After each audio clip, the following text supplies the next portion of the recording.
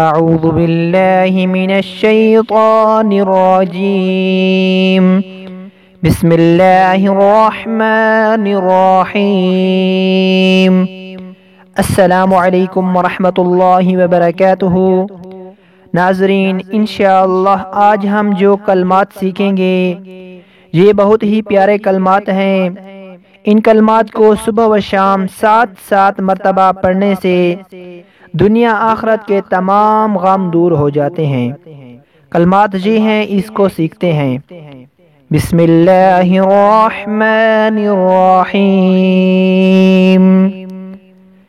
حسبی اللہ لا الہ الا ہو،